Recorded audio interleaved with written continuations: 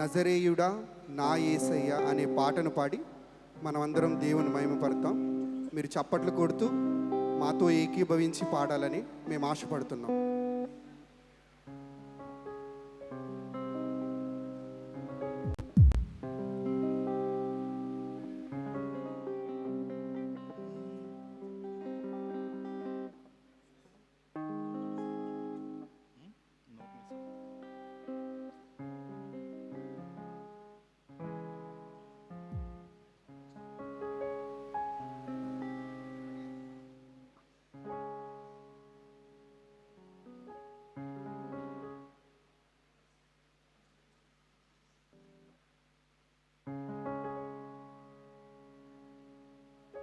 Praise the Lord. Hallelujah.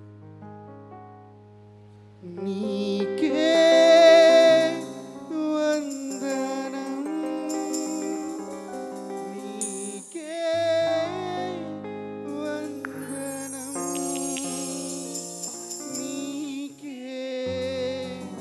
వందనం, నీకే వందనం.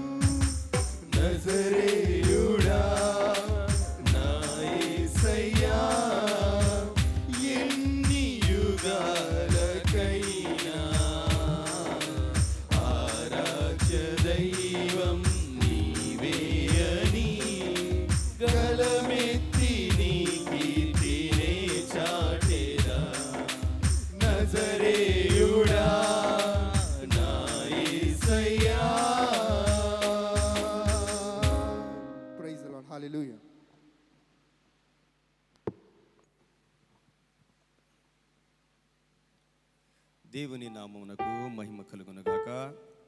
ఈ దినము కొరకు ఏర్పాటు చేయబడిన బైబిల్ పాఠ్య భాగములు చదివి వినిపించవలసిందిగా ఏర్పాటు చేయబడిన వారిని ఆహ్వానిస్తూ ఉన్నాను. న్యాయాధిపతుల గ్రంథము, పాత నిబంధన గ్రంథము నుండి న్యాయాధిపతుల గ్రంథము 7వ అధ్యాయము 1వ వచనం నుండి 3వ వచనం వరకు. న్యాయాధిపతుల గ్రంథము 7వ అధ్యాయము 1వ వచనం నుండి 3వ వచనం వరకు. అలాగే నూతన నిబంధన నుండి అపోస్తుడైన పౌలు గారు కొరింథీయులకు రాసిన పత్రిక, మొదటి పత్రిక 1వ అధ్యాయము 26వ వచనం నుండి 31వ వచనం వరకు. కొరింథీయులకు రాసిన పత్రిక 1వ అధ్యాయము 26వ వచనం నుండి 31వ వచనం వరకు.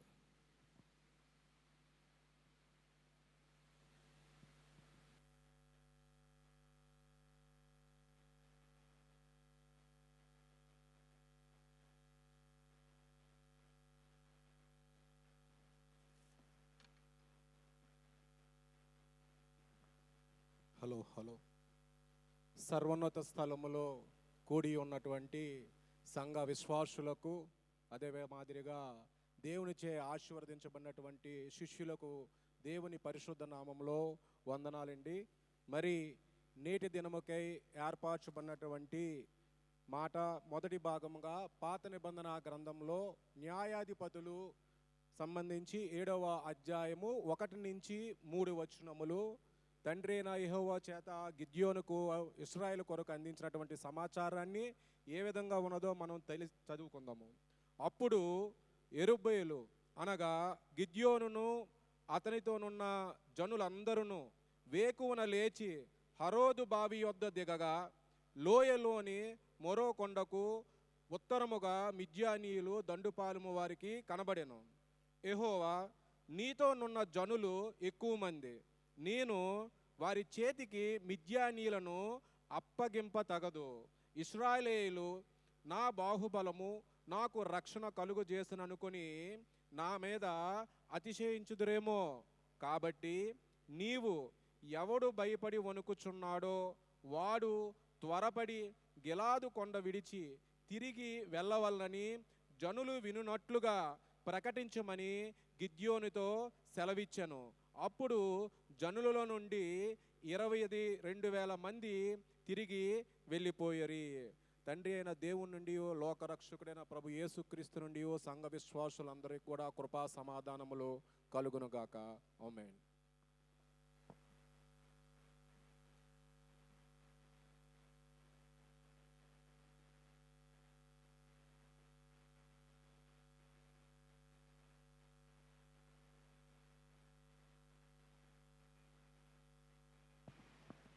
Praise the lord.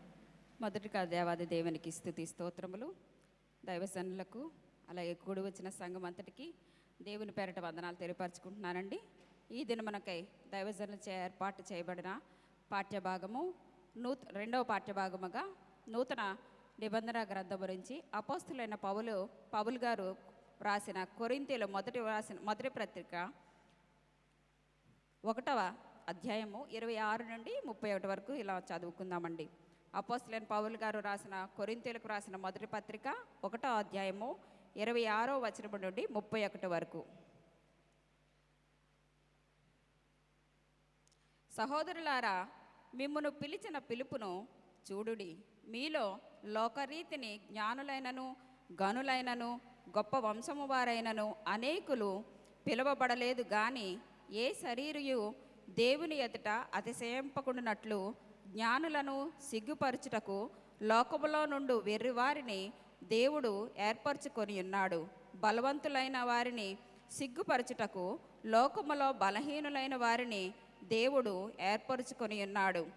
ఎన్నికైన వారిని వ్యర్థము చేయుటకు లోకములో నీచులైన వారిని, తృణీకరింపబడిన వారిని, ఎన్నికలేని వారిని దేవుడు ఏర్పరచుకొని ఉన్నాడు. అయితే ఆయన మూలముగా మీరు క్రీస్తు యేసునందున్నారు.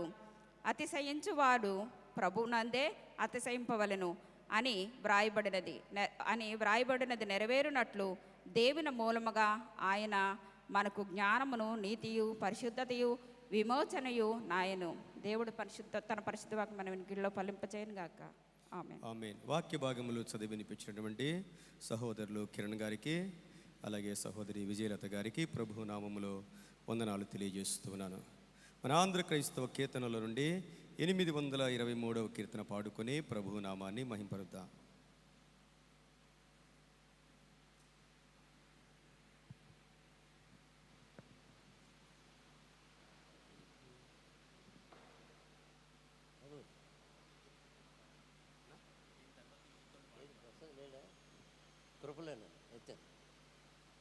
కృపలను తలంచుచు, కృపలను తలంచుచు, ఆయుష్కాలమంతా ప్రభుని కృతజ్ఞతతో స్తుతింతు. ఆయుష్కాలమంతా ప్రభుని కృతజ్ఞతతో స్తుతింతు. కృపలను తలంచుచు, కృపలను తలంచుచు,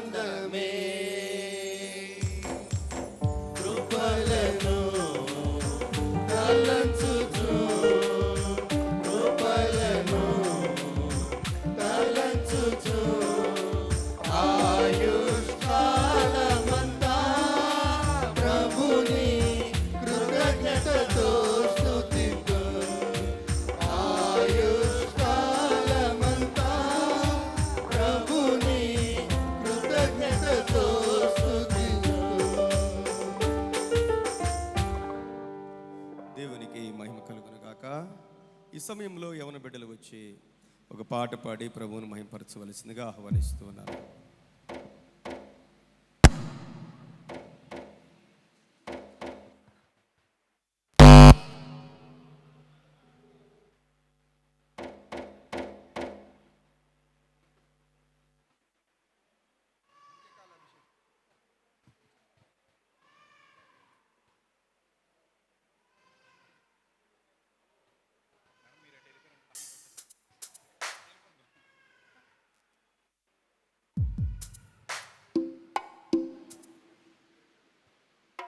Praise the Lord. Hallelujah.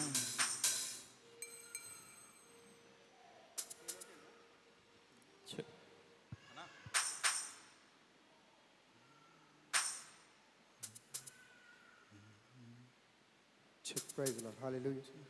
అంత్యకాల అభిషేకం అనే పాటను పాడి దేవుని మహిమపరుద్దాం. మీకు అందరికీ వచ్చినట్లయితే మీరు కూడా మాతో కలిసి పాడాలని మేము ఆశపడుతున్నాం. అంత్యకాల అభిషేకం సర్వజనుల కోసం అనే పాటను పాడి మనం దేవుని మహిమపరుద్దాం.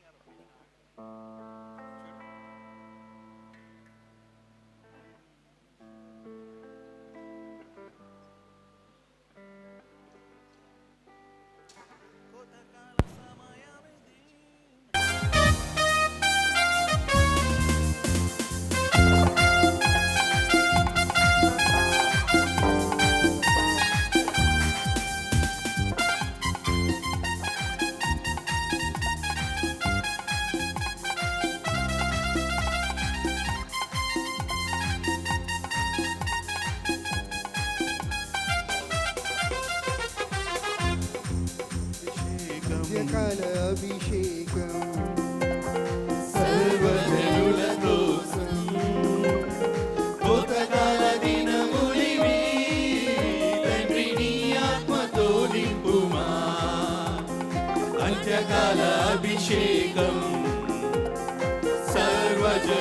కోసం కొత్తకాల దినములివి తండ్రి నీ ఆత్మతో నింపుమా మండే అగ్నల్లేరా దేవా అన్య భాషలతో అభిషేకించు కాలల్లే నన్ను తాకుమా జీవనది వాలే ప్రవహించుమా మండే అగ్నల్లేరా దేవా అన్య భాషలతో అభిషేకించు జీవకాలల్లే నన్ను తాకుమా జీవనది వలనే ప్రవహించుమా అంత్యకాల అభిషేకం సర్వజనుల కోసం కొత్తకాల దినములివి తండ్రి నీ ఆత్మతో నింపుమా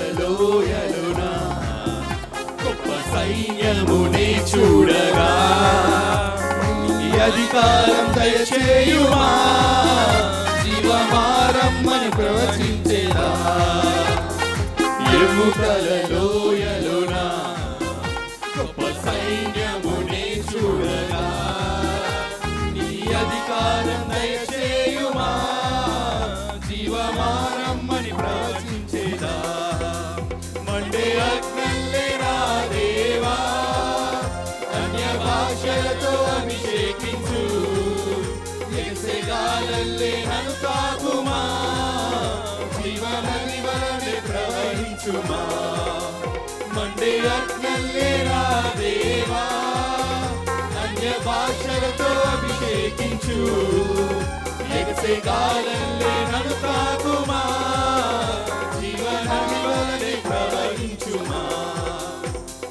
అంత్యకాల అభిషేకం సర్వజనుల కోసం కొత్తకాల దినములివి తండ్రి నీ ఆత్మతో నింపుమా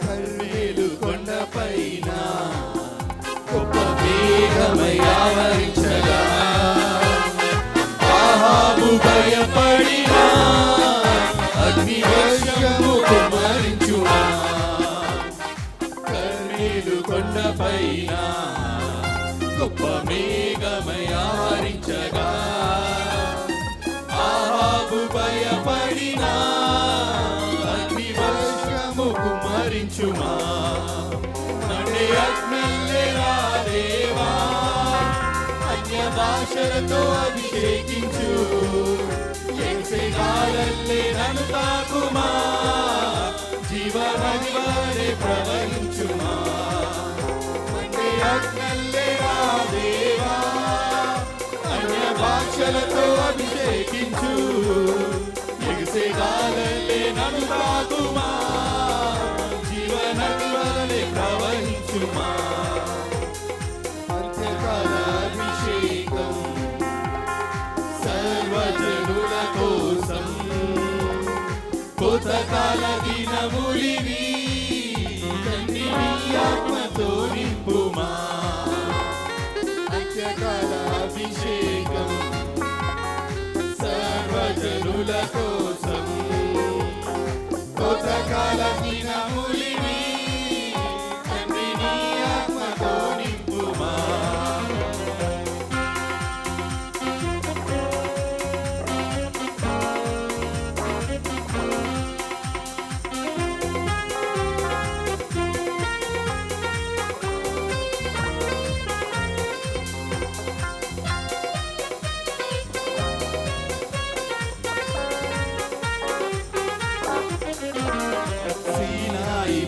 పర్వతమందు అగ్ని పొదవలె నిన్ను చూడగా ఓ ఇశ్రాయేలు దైవమా మాతో కూడా ఉన్నవాడా సీనాయి పర్వతమందు అగ్ని పొదవలె నిన్ను చూడగా ఓ ఇశ్రాయేలు దైవమా మాతో కూడా ఉన్నవాడా మండే అగ్నల్లే రాదేవా అన్య భాషలతో అభిషేకించు ఎసెగాలల్లే నన్ను తాకుమా జీవనది వలనే ప్రవహించుమా మండే అగ్నల్లే రాదేవా అన్య భాషలతో అభిషేకించు ఎసెగాలల్లే నన్ను తాకుమా జీవనది వలనే ప్రవహించుమా అంత్యకాల అభిషేకం సర్వజనుల కోసం కోతకాల దినములివి తండ్రి నీ ఆత్మతో నింపుమా అంత్యకాల అభిషేకం సర్వజనుల కోసం కోతకాల దినములివి తండ్రి నీ ఆత్మతో నింపుమా మండే అగ్నల్లే రాదేవా అన్య భాషలతో అభిషేకించు ఎసెగాలల్లే నన్ను తాకుమా జీవనది వలనే ప్రవహించుమా మండే అగ్నల్లే రాదేవా అన్య భాషలతో అభిషేకించు ఎగసెగాలల్లే నన్ను తాకుమా జీవనది వలనే ప్రవహించుమా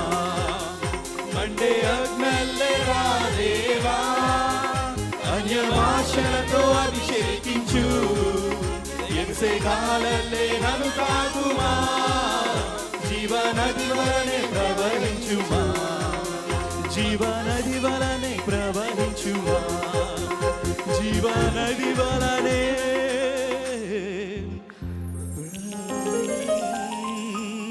ప్రవహించుమా.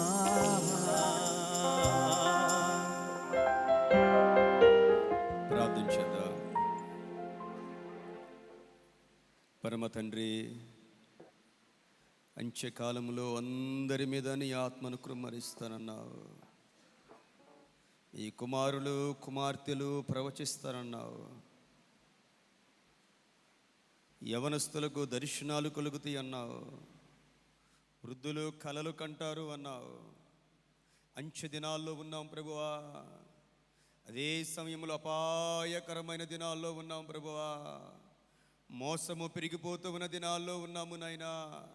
భ్రష్టత్వము పెరిగిపోతూ ఉన్న దినాల్లో ఉన్నాము ప్రభువా. అబద్ధ బోధలు పెరిగిపోతూ ఉన్న దినాల్లో ఉన్నాము నాయనా.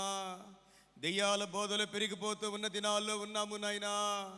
అపవిత్రత పెరిగిపోతూ ఉన్న భయంకరమైన దినాల్లో ఉన్నాము తండ్రి. ఈ భయంకరమైన దినాల్లో అంత్యకాల అభిషేకము మాకు కావాలి. నీకు లోబడి నిన్ను సేవించి నిన్ను ఆరాధించే ఉన్నతమైన మీ అభిషేకము మాకు కావాలి నాయనా. చేరి వచ్చిన అందరితో మీరు మాట్లాడండి నాయనా. పరిశుద్ధాత్మదేవా, నీవు సర్వ సత్యములోనికి నడిపిస్తానని వాగ్దానము చేశావు నాయనా. మమ్మల్ని సర్వ సత్యములోనికి మీరు నడిపించండి. మందరితో మాట్లాడండి. మీరు మాట్లాడితే మాకు ఎంత బలమునైనా, ఎంత ధైర్యమునైనా, ఎంత ఆరోగ్యమునైనా సహాయము చేయండి నాయనా. యేసయ్యా, అందరితో మాట్లాడండి. సమస్త మహిమ మీకు కలుగునుగాక. యేసుక్రీస్తు వారి పరిశుద్ధ నామములో వేడుకొని ప్రార్థిస్తూ ఉన్నాను తండ్రి. ఆమేన్. ప్రియమైన దేవుని బిడ్డలారా, మీ అందరికి కూడా వందనాలు. ఈరోజు చాలామంది వచ్చారు. మీటింగ్స్ చివరి రోజైనా ఎంతమంది వస్తారనుకున్నాం, కానీ మన సంఘంలో మరి చాలామంది ఈరోజు యొక్క ఆరాధనలో పాల్గొన్నారు. మీ అందరికి కూడా ప్రభు అయిన యేసుక్రీస్తు వారి నామములో వందనాలు తెలియజేస్తూ ఉన్నాను. ప్రియమైన దేవుని బిడ్డలారా, దేవుని పరిశుద్ధ గ్రంథంలో నుండి ఈరోజు మనం చదువుకున్న వాక్యము కొరింథీయులకు రాసిన పత్రిక మొదటి పత్రిక మొదటి అధ్యాయము 31వ వచనాన్ని చదువుదాం. అతిశయించువాడు ప్రభువునందే అతిశయింపవలెను అని వ్రాయబడినది నెరవేరునట్లు దేవుని మూలముగా ఆయన మనకు జ్ఞానమును నీతియు పరిశుద్ధతయు విమోచనము నాయను. దేవునికి మహిమ కలుగునుగాక. అతిశయించువాడు ఏం చేయాలంట? అతిశయించువాడు అతిశయించువాడు ఏముంది అక్కడ? అందరూ చదవండి ఒకసారి. అతిశయించువాడు ప్రభువునందే అతిశయింపవలెను. దేవునికి మహిమ కలుగునుగాక.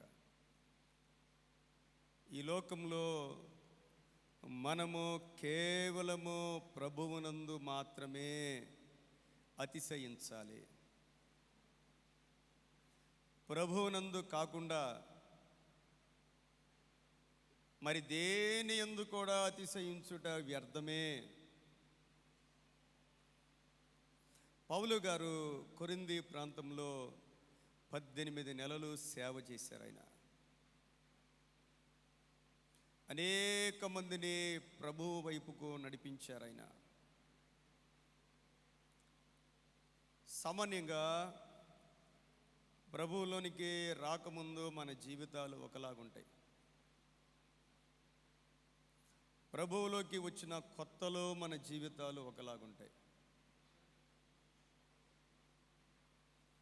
మనం ప్రభువులో సాగిపోతున్నప్పుడు మన జీవితాలు మరొకలాగుంటాయి. మీరు గమనించండి, ప్రభువులోకి రాకముందు దేవునికి దూరంగా ఉంటాం, లోకంలో ఉంటాం. ప్రభువులోకి వచ్చిన కొత్తలో దేవుడంటే చాలా భయభక్తులతో ఉంటాం. ఒక పాట పాడాలంటే ఎంతో ప్రార్థన చేస్తాం. చిన్న పని చేయాలంటే ఎంతో ప్రార్థన చేస్తూ ఉంటాం. ప్రభువులోకి వచ్చి సంవత్సరాలు గడిచే కొలది దేవుడంటే భయం పెరుగుద్దా తగ్గుద్దా చెప్పండి?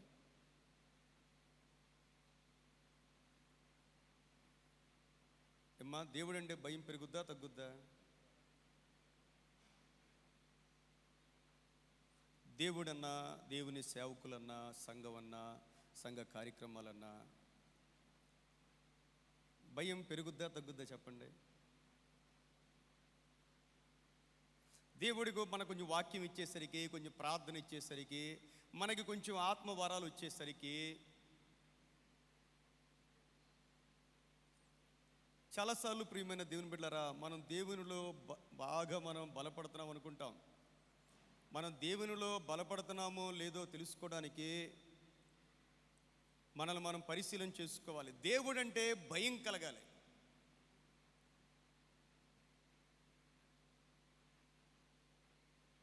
ఆ భయము లేని రోజున మనం కొంచెం దారి తప్పిపోతున్నాము అని మనం గమనించుకోవాలి. ప్రియమైన దేవుని బిడ్డలారా, మీకే కాదు, సేవలో నాకు కూడా.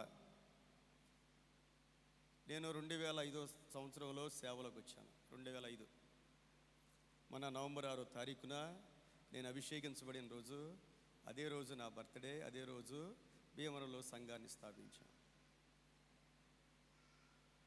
నా జీవితంలో సుమారు 20 సంవత్సరాలు మందిరాన్ని కట్టి ఎన్నో అనుభవాలు చూశాను. ప్రియమైన దేవుని బిడ్డలారా, విశ్వాసులు ఎలా ఉంటారు, కొత్తలో ఎలా ఉంటారు, ఆ తర్వాత ఎలా ఉంటారు, కొంచెం ఎవరినైనా మనం గుర్తిస్తే ఎలా ఉంటారు, అనేక అనుభవాలు. దినదినము మనము దేవుడంటే భయపడాలి.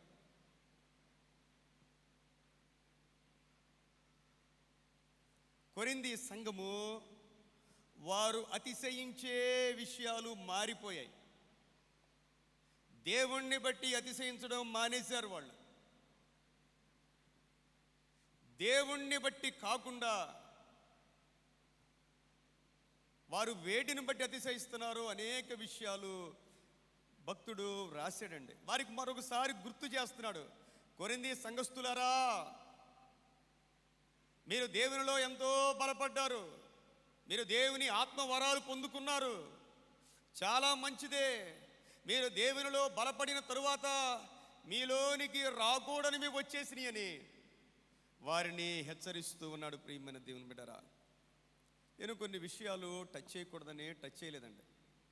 ఎందుకంటే ఆ విషయాలు 10వ వచనం చూస్తే, సహోదరులారా,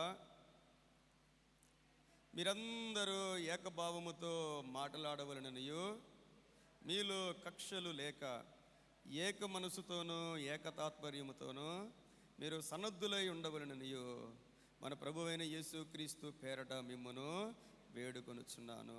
నా సహోదరులారా, మీలో కలహములు కలవని మిమ్మల్ని గూర్చి క్లోయే ఇంటి వారి వలన నాకు తెలియవచ్చాను. చూడండి, వారు వాక్యంలో ప్రార్థనలో బలపడేసరికి వారిలోకి ఏమొచ్చినాయి అంట? కలహాలు వచ్చాయి. ఆత్మీయమైన కలహాలు ఎలా ఉంటాయి అంటే, ఎవరు గొప్ప, నేను గొప్ప, నువ్వు గొప్ప. లేకపోతే ఒక్కొక్కరికి ఒక్కొక్క అభిమాన నాయకుడు ఉంటారండి. సేవలో కూడా అభిమాన నాయకులు ఉంటారు. కొందరేమో పౌలు వర్గం, కొందరేమో కేఫా వర్గం, కొందరేమో అపోల్లో వర్గం. వాళ్ళంటే వీళ్ళకి ఇష్టం ఉండదు. పౌలునంటే కొంతమందికి ఇష్టం ఉండదు, కేఫానంటే కొంతమందికి ఇష్టం ఉండదు. చూడండి, చాలా బాధపడుతూ ఈ ఉత్తరాన్ని వ్రాస్తూ ఉన్నాడు. ప్రియమైన దేవుని బిడ్డలారా, ఒకే ఒకటి ఏంటంటే సిలువ. క్రైస్తవ్యానికి ఆధారము సిలువ. సిలువ లేనిదే దేవుని శక్తి లేదు అని ఈ మాటలన్నీ వ్రాస్తూ ఉన్నాడు. చూడండి, మనం చదివిన దాంట్లోనే 26వ వచనం చూడండి. సహోదరులారా, మిమ్మును పిలిచిన పిలుపును చూడుడి. చూడండి, దేవుడు ఎవరిని ఎలాగూ పిలిచాడు. అలనాడు వారికే కాదు, ఈరోజు మనకు కూడా దేవుడు మనల్ని ఎలా పిలిచాడు అనేది మనమంట చూడాలి. ఏ స్థితిలో ఉన్నప్పుడు దేవుడు పిలిచాడు, ఏ స్థితిలో పిలిచాడంటే, ఆయన మీలో లోకరీతిని జ్ఞానులైనను ఘనులైనను గొప్ప వంశపు వారైనను అనేకులు పిలువబడలేదు కానీ ఏ శరీరయు దేవుని ఎదుట అతిశయింపకుండునట్లు ఏ శరీరయు కూడా దేవుని ఎదుట అతిశయించకూడదంట.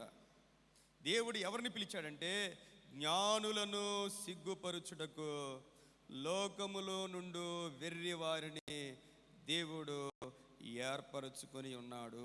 చూడండి, దేవుని పిలుపు, దేవుని ఏర్పాటు. దేవుని పిలుపు వేరు, దేవుని ఏర్పాటు వేరు. ఆత్మీయమైన జీవితంలో 3 ఉంటాయండి. ఒకటి పిలుపు, 2 ఏర్పాటు, 3వది నమ్మకస్తులు. ఈ 3టిని కూడా దేవుడు ఫిల్టర్ చేస్తాడు. పిలుపు ఎవరికంటే అందరికీ పిలుపు. దేవుడి ప్రపంచంలో అందరినీ పిలిచాడు. ప్రయాసపడి భారము మోసుకొనుచున్న సమస్త జనులారా అన్నాడు. బోధిగంత నివాసులారా, నా వైపు చూచి రక్షణ పొందండి అన్నాడు. వీళ్ళు వాళ్ళు అని తేడా లేదండి. గాడ్స్ కాల్ అనేది యూనివర్సల్. అందరినీ దేవుడు పిలిచాడు. ఎంతమంది అయితే ఆ పిలుపునకు రెస్పాండ్ అవుతారో, రెస్పాండ్ అంటే ఎలా రెస్పాండ్ అవ్వాలి? ఎవరైతే చూడండి తమను తాము గుర్తించుకోగలుగుతారో. ఎలా గుర్తించుకోవాలంట? దేవుడు జ్ఞానుల్ని సిగ్గుపరచడానికి వెర్రి వారిని దేవుడు ఏర్పాటు చేసుకున్నాడు. ఎవరైతే నేను వెర్రివాణ్ణి అని గుర్తిస్తారో, దేవుణ్ణి తెలుసుకునేంత జ్ఞానం మనకెక్కడిది? దేవుని కోసం జీవించేంత జ్ఞానం మనకెక్కడిది? ఈ రోజుల్లో మీరు చూడండి ప్రియమైన దేవుని బిడ్డలారా, బాగా చదువుకున్నవారు వేటిని పూజిస్తున్నారో మీరు గమనించండి ఒకసారి.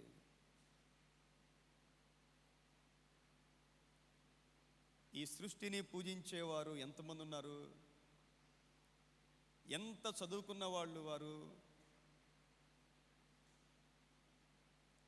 చెట్టుల్ని పూజించేవారు ఉన్నారు, పుట్టల్ని పూజించేవారు, మనుషుల్ని పూజించేవారు ఉన్నారు, రాళ్లను పూజించేవాళ్ళు ఉన్నారు, పైనున్న సూర్యుని పూజించేవారు ఉన్నారు, డబ్బును పూజించేవారు ఉన్నారు. అన్నిటిలో నుండి ఈరోజున జీవము కలిగిన దేవుణ్ణి ఆరాధించడానికి దేవుడు మనల్ని ఏర్పాటు చేసుకున్నాడంటే అది మన జ్ఞానమేనా? దేవుడు ఈ లోకంలో వెర్రి వారిని ఏర్పాటు చేసుకున్నాడు. ప్రియమైన దేవుని బిడ్డలారా, ఎవరైతే వారి యొక్క అజ్ఞానాన్ని గుర్తించగలుగుతారో వాళ్ళందరూ కూడా దేవుడు ఏర్పాటు చేసుకున్న వారే. దేవుడు జ్ఞానుల్ని సిగ్గుపరచడానికి ఈరోజు క్రైస్తవ్యానికి పట్టిన అది భయంకరమైన బలహీనత ఏంటంటే, నేను జ్ఞానిని అని నిరూపించుకోవడానికి క్రైస్తవ్యాన్ని బలహీనపరిచే అనేక మంది ఉన్నారు. ప్రియమైన దేవుని బిడ్డలారా, వారు తమ స్వప్రయోజనం కోసం మాత్రమే దేవుని నామానికి అవమానకరంగా మాట్లాడేవారు అనేక మంది ఉన్నారు. దేవుడు ఏర్పాటు చేసుకున్న ఎవరైనా సరే నేను జ్ఞాని అనుకోడండి. ఆయన దేవుడంట వెర్రి వారిని దేవుడు ఏర్పాటు చేసుకున్నాడు. తర్వాత మనం చూస్తే బలవంతులైన వారిని సిగ్గుపరుచుటకు లోకములో ఎవరిని ఏర్పాటు చేసుకున్నాడు ఆయన?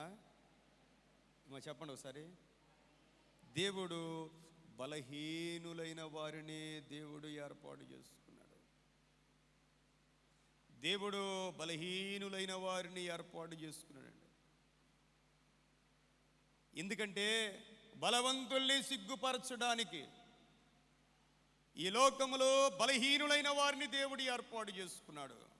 తర్వాత ఎన్నికైన వారిని వ్యర్థము చేయుటకు లోకములో నీచులైన వారిని, తృణీకరింపబడిన వారిని, ఎన్నిక లేని వారిని దేవుడు ఏర్పరచుకొని ఉన్నాడు. కొరింథీయులారా, నేను మిమ్మల్ని ఎలా ఏర్పాటు చేసుకున్నానో తెలుసా అంటున్నాడు దేవుడు. మీరు వెర్రివారు, మీరు బలహీనులు, తృణీకరింపబడిన వారు, ఎన్నిక లేని వారు. ఎవరైనా మనల్ని తృణీకరించారనుకోండి, మనం ఎలా ఫీల్ అవ్వాలి? నేను నిజంగా తృణీకరింపబడిన వ్యక్తినే. ఎవరైనా మనల్ని తిట్టారనుకోండి, నేను అంతకన్నా బలహీనమైన స్థితిలో ఉన్నప్పుడు దేవుడు నన్ను పిలిచాడు. దేవుడు మనల్ని ఏ పిలుపుతో పిలిచాడో, ఏ స్థితిలో మనల్ని పిలిచాడో మనం ఎన్నడూ మర్చిపోకూడదు ప్రియమైన దేవుని బిడ్డలారా. అందువలన అతిశయించువాడు ఏం చేయాలంట? ఎవరి యందు అతిశయించాలి? చెప్పండి. అతిశయించువాడు ప్రభువునందే అతిశయింపవలెను. ఎందుకంటే యేసుక్రీస్తు ప్రభువారు మనకంట, చూడండి 31వ వచనములో, ఆయన మనకు జ్ఞానమును, నీతియు, పరిశుద్ధతయు, విమోచనము నాయను. మన జ్ఞానం ఎవరు? ఈరోజు జ్ఞానం అంటే ఏదో కాదండి. దేవుని యందు భయభక్తులు కలిగి ఉండటయే జ్ఞానం. బైబిల్ చెప్పే డెఫినేషన్ ఏంటంటే జ్ఞానానికి, యెహోవా యందు భయభక్తులు. మనం ఎంత భయం కలిగి ఉంటామో, ఎంత భక్తి కలిగి ఉంటామో, దేవుని దృష్టిలో మనము అంత జ్ఞానులం. ప్రియమైన దేవుని బిడ్డలారా, జ్ఞానం అంటే అదే. యేసయ్య మనకి జ్ఞానము, యేసయ్య మనకు నీతి. యేసు ప్రభువు లేకుండా నీతి లేదు. ఈరోజు మనలో నీతి ఉన్నదంటే అది ప్రభువు ఇచ్చిన నీతి. అది మనం సంపాదించుకున్నది కాదు, ఆయన ఉచితమైన కృప ద్వారా మనకిచ్చిన నీతి. అందువలన మనం ఎవరిని తృణీకరించకూడదండి. ఎందుకు మనం ఇతరులు ఏ స్థితిలో ఉన్నా తృణీకరించకూడదు, ఎందుకు మనం తీర్పు తీర్చకూడదంటే, మనలో నీతి ఉన్నది అంటే అది కేవలము ప్రభువారు ఇచ్చిన ఉచితమైన కృప. అది యేసు ప్రభువారు మనకి జ్ఞానము, మనకి నీతి, మూడవది ఆయనే మనకు పరిశుద్ధత. యేసయ్య మనల్ని ప్రత్యేకపరుచుకున్నాడు. పరిశుద్ధత అంటే సెట్ అపార్ట్. ఆయన మనల్ని ప్రత్యేకపరుచుకున్నాడు. అందరికంటే నువ్వు ఒక భిన్నమైన వ్యక్తివి. అందరి నడవడికలు వేరు, నీ నడవడిక వేరు. అందరి మాటలు వేరు, నీ మాట వేరు. దేవుడు ఈ లోకము నుండి ఆయనే నిన్ను ప్రత్యేకపరుచుకున్నాడు. దేవుడు నిన్ను ప్రత్యేకపరుచుకున్నప్పుడు ఈ లోకానికి నీవు అర్థం కావు. చాలామంది మీరు ఉద్యోగం చేసే చోట మీరు చాలామందికి అర్థం కారు. చాలామంది మిమ్మల్ని ప్రేమించరు, ఎందుకంటే మీరు వారికి లాగా ఉండరు కాబట్టి. ఈ లోకములో నీతిగా బ్రతకడం అంటే చాలా కష్టంతో కూడుకున్న పని. లంచాలు తీసుకోకుండా బ్రతకడం అంటే చాలా కష్టంతో కూడుకున్న పని. యేసయ్య మనకి పరిశుద్ధత, ఆయనే మనకు విమోచనము నాయను. ఆయన మన కోసం వెల చెల్లించేశాడు. మనం చెల్లించవలసిందంతా ఆయన చెల్లించేశాడు. కాబట్టి ప్రియమైన దేవుని బిడ్డరా, అతిశయించువాడు, బైబిల్ చెప్పే మాట ఏంటంటే ప్రభువునందే అతిశయించాలి. ఈరోజు మనం చదివిన కీర్తనలు 20వ కీర్తనలో కూడా, కీర్తనలు దావీదు వ్రాసిన కీర్తన 20వ కీర్తనలో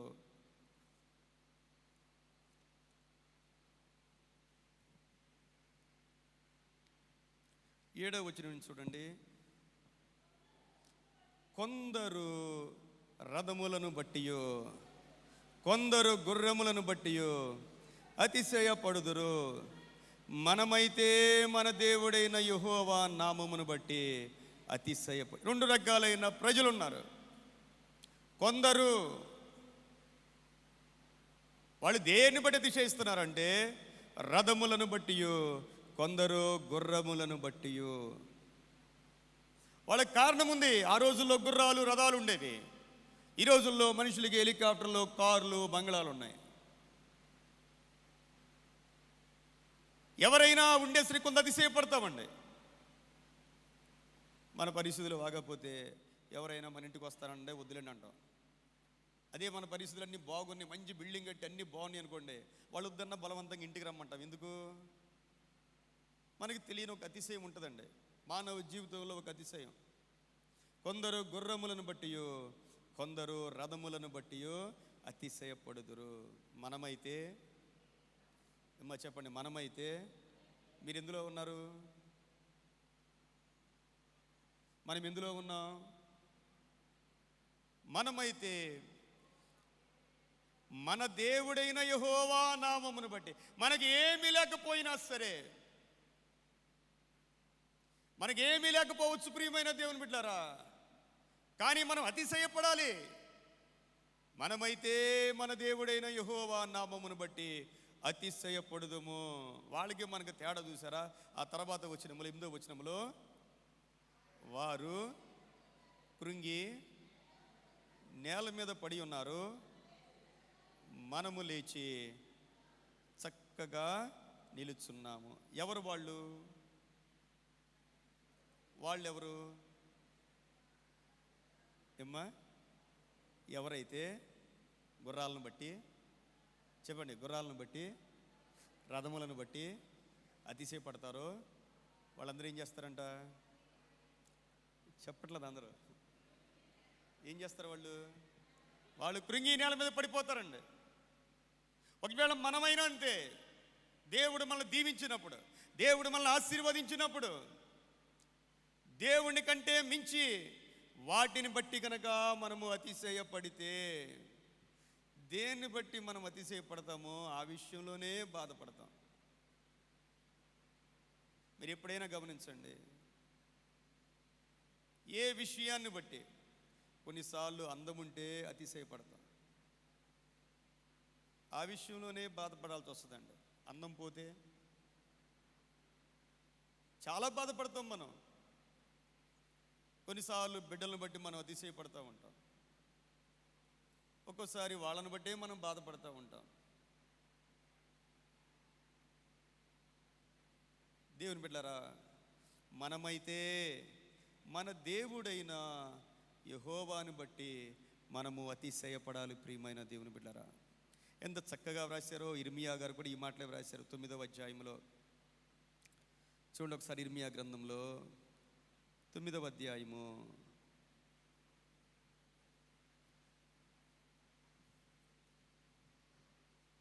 23వ వచనంలో, యెహోవా ఇలాగు సెలవిచ్చుచున్నాడు, జ్ఞాని తన జ్ఞానమును బట్టియో, శూరుడు తన శౌర్యమును బట్టియో అతిశయింపకూడదు. చూడండి,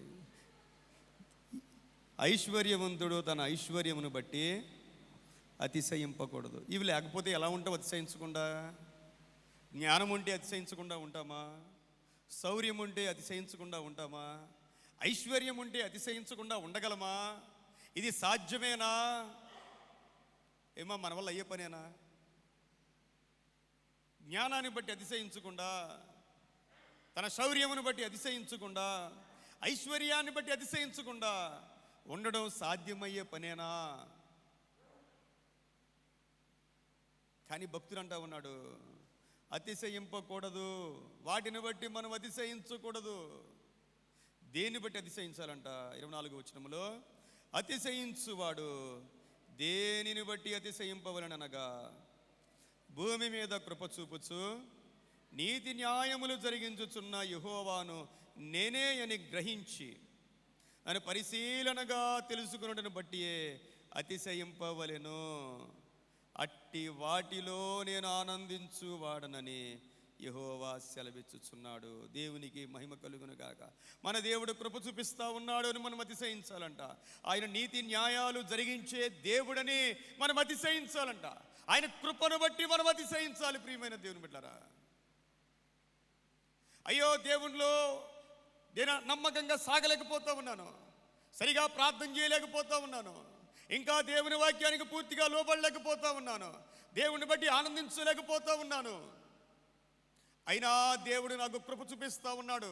ఆ కృపను నేను వ్యర్థం చేసుకోకూడదని దేవుని కృపను బట్టి మనము అతిశయించేవారుగా మనం ఉండాలి. ప్రియమైన దేవుని బిడ్డరా, దేవుని వాక్యం చాలా స్పష్టంగా తెలియజేస్తూ ఉంది. వీటిని బట్టి మనము అతిశయించకూడదు. సామెతల గ్రంథం 27వ అధ్యాయము 1వ వచనాన్ని చూస్తే, సామెతల గ్రంథం 27వ అధ్యాయము 1వ వచనం చూడండి ఒకసారి. బైబిల్ గ్రంథం ఉన్న వారందరూ కూడా దేన్ని బట్టి అతిశయించకూడదంట? రేపటి దినమును గూర్చి అతిశయపడకుము.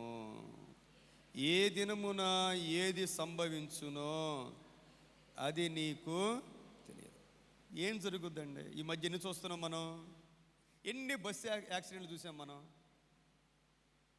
సజీవంగా కాలిపోయిన వారిని చూసాం. మొన్నైతే టిప్పర్ ఢీకొని బస్సులోని ఎంతమంది చనిపోయారు? ఆ రాళ్ళు పడిపోయి ఒకే ఫ్యామిలీలో 3 అక్క చెల్లెలు అంటాడు. చిన్న బిడ్డను ఎత్తుకున్న తల్లి అలాగే చనిపోయారు. డ్యూటీకి వెళ్ళేవారు చనిపోయారండి. రేపటి దినమును గూర్చి అతిశయపడకుము.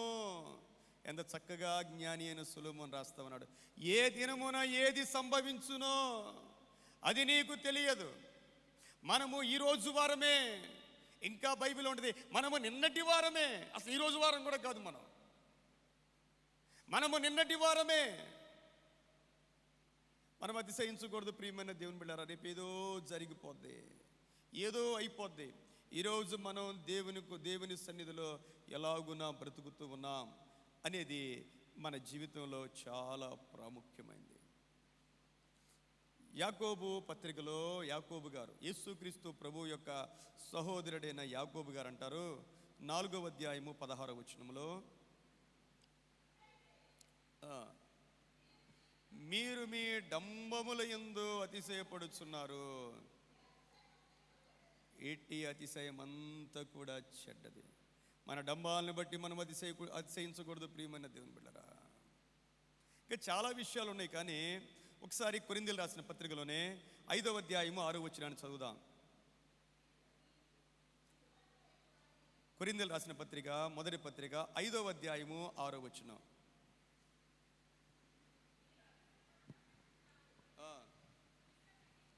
మీరు అతిశయపడుట మంచిది కాదు.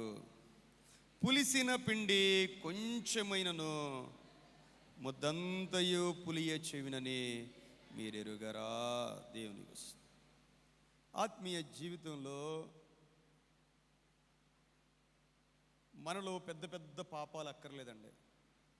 ఒక చిన్న పాపం చాలు మన జీవితం మొత్తం నాశనం అయిపోవడానికి. ఒక చిన్నది చాలండి, చిన్నది చాలు. ఒక చిన్న పాపము, చిన్న అవిధేయత మన ఆత్మీయ జీవితం అంతా కూడా నాశనం అయిపోవడానికి కారణమవుతుంది. పులిసిన పిండి ఎంత చాలు? ఒక బిందెడు పాలు ఉన్నాయి అనుకోండి, అందులో తోడేయడానికి, పులిసిన పిండి అంటే తోడేయడానికి ఎంత కావాలి? పెరుగు ఎంత కావాలి? స్పూన్ చాలు. కొరింథీ సంఘం అంట అతిశయపడుతున్నారంట, వారిలో పులిసిన పిండి పెట్టుకున్నారు. దేవుని బిడ్డలారా, మీకు మాట చెప్తాను, గుర్తుపెట్టుకోండి. మనలో ఎన్ని పాపాలున్నా ప్రార్థన చేస్తే ప్రార్థన వచ్చేస్తుంది, వాక్యం చెప్తే వాక్యం వచ్చేస్తుంది, పాటలు పాడితే పాటలు వచ్చేస్తాయి, స్వస్థత ప్రార్థన చేస్తే స్వస్థతలు వచ్చేస్తాయి, భాషలు వచ్చేస్తాయి, దర్శనాలు కూడా వచ్చేస్తాయి. ఈ విషయాలు మీరు గుర్తుపెట్టుకోండి. ఓ మనిషిలో పాపం ఉంటే కారణం ఏంటంటే దేవుడు ఏది ఇచ్చినా తీసుకోడండి. ఒక మనిషికి దేవుడు ఎన్ని వరాలు ఇచ్చినా ఏం చేయడైనా దేవుడు వరాలు తీసుకోడు. ఆత్మ లేకపోయినా వరాలు ఉంటాయి, ఆత్మ లేకపోయినా వరాలు ఉంటాయి. గుర్తుపెట్టుకోండి. వాళ్ళు ఏంటంటే పులిసిపోయారు, వారిలో పులిసిన పిండి ఉంది. ప్రార్థన చేయమంటే గంభీరంగా చేసేస్తున్నారు, పాటలు పాడమంటే గంభీరంగా పాడేస్తున్నారు, నోరు విప్పితే ప్రవచనాలు వచ్చేస్తున్నాయి. అయినా వాళ్ళని ఉద్దేశించి అంటున్న మాట ఏంటంటే పులిసిన పిండి. చాలా భయంకరమైన విషయాలు రాశాడు. 5వ వచనం ప్రారంభంలో చాలా ఘోరంగా రాశాడండి. ఇమ్మా నేను చదవను కానీ మీరు చదవండి, మీరు చదువుకోండి. 5వ అధ్యాయం మొదటి వచనంలో ఏముందో ఒకసారి చదివారు అందరూ? అంటే కొంచెం పిలిచిన పిండి, కొంచెమే ఎక్కడ దాకా దారి తీసింది వాళ్ళని? చాలా భయంకరమైన స్థితికి వెళ్ళిపోయారు. మన జీవితంలో ప్రియమైన దేవుని బిడ్డలారా, మనము అపవాదికి కొంచెం అవకాశం ఇస్తే, కొంచెమే కదా అని మీరు అనుకోవద్దు. చాలామంది ఉదయాన్నే లేచి ప్రార్థన చేసేవాళ్ళు ఉంటారు. ఒకరోజు బద్దకించండి, ఏమొద్దు, ఎక్కువ రోజులు అక్కర్లా, ఒక్కరోజు మీరు బద్దకించండి. ఆదివారం ఆరాధనకి క్రమంగా వచ్చేవాళ్ళు ఉంటారు, ఒక వారం మానేయండి, ఎలా ఉంటుందో. కొంతమంది సమయానికి వచ్చేవాళ్ళు ఉంటారు, కొంచెం ఆలస్యంగా రండి, ఎలా ఉంటుందో పర్లేదు అనిపిస్తుంది. అది పులిసిన పిండి. కొంచెమైనా సరే మనం చేసే భక్తిలో ఎక్కడైనా కొంచెం తగ్గిపోతే అపవాది దాన్ని క్యాచ్ చేస్తూ ఉంటాడు. అతిశయపడవద్దు. మనం అనేకమైన విషయాల గురించి బైబిల్ గ్రంథంలో అతిశయపడవద్దు అనే మాటలు దేవుడు మన కోసం వ్రాసి ఉంచాడు. ప్రియమైన దేవుని బిడ్డలారా, ఫిలిప్పీయులకు రాసిన పత్రికలో 3వ అధ్యాయము 18వ వచనం చదువుదాం. అనేకులు క్రీస్తు శిలువకు శత్రువులుగా నడుచుకొనుచున్నారు. వీరిని గూర్చి మీతో అనేక పర్యాయములు చెప్పి ఇప్పుడును ఏడ్చుచూ చెప్పుచున్నాను, నాశనమే వారి అంతము, వారి కడిపే వారి దేవుడు. వారు తాము సిగ్గుపడవలసిన సంగతుల యందు అతిశయపడుచున్నారు, భూ సంబంధమైన వాటి యందే మనస్సు ఉంచుచున్నారు. అనేకులు క్రీస్తు శిలువకు శత్రువులుగా. మన భక్తిలో క్రీస్తు శిలువ ఉండాలి. అమ్మా ఏముండాలి? మన భక్తిలో ఏముండాలి? శిలువ ఉందా? చెప్పండి, శిలువ ఉందా? మన భక్తిలో శిలువ ఉందా లేదా?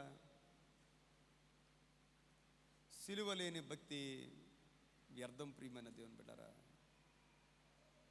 దేవుని కోసం ఒక సిలువ అనుభవాన్ని ఈ లోకంలో మనం అనుభవించాలి. కొన్ని కష్టాలు, కొన్ని బాధలు, కొన్ని అవమానాలు, కొన్ని నిందలు మనము అనుభవించాలి. ప్రియమైన దేవుని బిడ్డలారా, అనేకులు క్రీస్తు సిలువకు శత్రువులుగా నడుచుకుంటున్నారు. వాళ్ళ కడుపే వారి దేవుడు. మీటింగ్లో భోజనాలు పెట్టారనుకోండి, ప్రసంగం గురించి మాట్లాడతారా, భోజనాల గురించి మాట్లాడతారా? ఏమ్మా, చాలా చోట్ల మీటింగ్లు అంటే సాంబారే పెడతారండి, అన్నం సాంబార్ పెడతారు, శుభ్రంగా తిని వెళ్ళిపోతారు. మన మీటింగ్లు ఏం పెడతాం? మనం చికెన్ పెడతాం, మటన్ పెడతాం, ఫిష్ పెడతాం. అవునే కదండి? అన్నీ పెట్టడం వల్ల ఏమవుద్ది? ఏదోటి పాడవుద్ది అన్నిట్లో. దేని గురించి మాడుకుంటారు? పాపం అన్ని లక్షలకు ఖర్చు పెట్టుకుంటారు వాళ్ళు. కొంతమందికి కడుపే వారి దేవుడు. దేవుని కొరకు కడుపు మార్చుకోవాలి. ప్రియమైన దేవుని బిడ్డలారా, నీతి కొరకు ఆకలి తప్పులు గలవారు ధన్యులని బైబిల్ సెలవిస్తూ ఉంది. చివరి దినాల్లో ఉన్నాం మనం. దేవుని కంటే సుఖాన్ని, దేవుని కంటే తిండికి మనం ఎక్కువ ప్రాముఖ్యతనివ్వకూడదు. ప్రియమైన దేవుని బిడ్డలారా, ఈరోజు మనం చదివిన పాత నిబంధన గ్రంథంలో న్యాయాధిపతుల గ్రంథం 7వ అధ్యాయము 2వ వచనాన్ని చదువుదాం. న్యాయాధిపతుల గ్రంథం 7వ అధ్యాయము 2వ వచనాన్ని.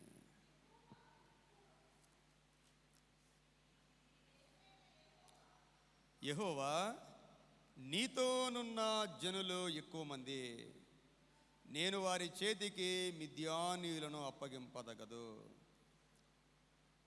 ఇశ్రాయేలీలు నా బాహుబలము నాకు రక్షణ కలుగ చేసిననుకొని నా మీద అతిశయించుదురేమో. చూడండి, దేవుడు అంటా ఉన్నాడు, నీతో ఉన్న జనులు ఎక్కువ మంది. దేవుని కార్యాలు చేయడానికి ఎక్కువ మంది అక్కర్లా, తక్కువ మంది కావాలి. పరిశుద్ధులు కావాలి. దేవుని కార్యాలు చేయాలి అంటే దేవునికి సమర్పించుకున్న వారు కావాలి. దేవుని యందు విశ్వాసం ఉంచిన వారు కావాలి. 6వ అధ్యాయము ప్రారంభంలో ఇశ్రాయేలీలు, న్యాయాధిపతుల గ్రంథం 6వ అధ్యాయము ప్రారంభంలో ఇశ్రాయేలీలు యెహోవా దృష్టికి దోషులైనందున యెహోవా 7 ఏండ్లు వారిని మిద్యానీయులకు అప్పగించెను. చూడండి, దేవుని దృష్టికి దోషులైపోతే దేవుడు వారిని మిద్యానీయులకు అప్పగించేశాడంట. దేవుడు అప్పగించేస్తే వాళ్ళ పరిస్థితి ఎలా ఉంటుంది? దేవుడు ఎవరినైనా, ఒక వ్యక్తిని కానీ, ఒక కుటుంబాన్ని కానీ, ఒక దేశాన్ని కానీ, ఒక ప్రాంతాన్ని కానీ దేవుడు అప్పగించేస్తే ఎలా ఉంటుంది? దేవునికి కోపం తెప్పిస్తే, ఒకవేళ దేవుడు మనల్ని విడిచిపెట్టేస్తే మన పరిస్థితి ఏంటి?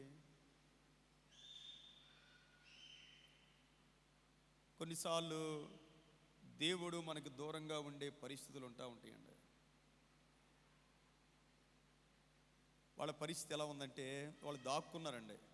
3వ వచనం మనం చదివితే, ఇశ్రాయేలీలు విత్తనములు విత్తిన తరువాత మిద్యానీయులను, అమాలేకీయులను, తూర్పున నుండి వారును తమ పశువులను, గుడారములను తీసుకొని మిడతల దండంత విస్తారముగా వారి మీదకి వచ్చి వారి ఎదుట దిగి గాజాగుపోవునంత దూరము భూమి పంటను పాడు చేసి ఒక గొర్రెను కానీ, ఎద్దును కానీ, గాడిదను కానీ, జీవన సాధనమైన మరి దేనిని కానీ ఇశ్రాయేలుకు ఉండనీయలేదు. చూడండి, ఇశ్రాయేలుకి ఏదీ లేదండి, మొత్తం పట్టుకెళ్ళిపోతూ ఉన్నారు వాళ్ళు. వారి యొక్క పంటను, వారి పశువుల్ని, వారికి ఉన్న సమస్తాన్ని తీసుకుని వెళ్ళిపోతూ ఉన్నారు. ఎలా బ్రతుకుతారు? 7 సంవత్సరాలు దేవుడు వారిని విడిచిపెట్టేశాడు. వారంట 6వ వచనంలో మిక్కిలి హీనదశకు వచ్చేసారంటండి. దేవుడు ఒక వ్యక్తిని విడిచిపెట్టేస్తే అన్నీ పోతాయి.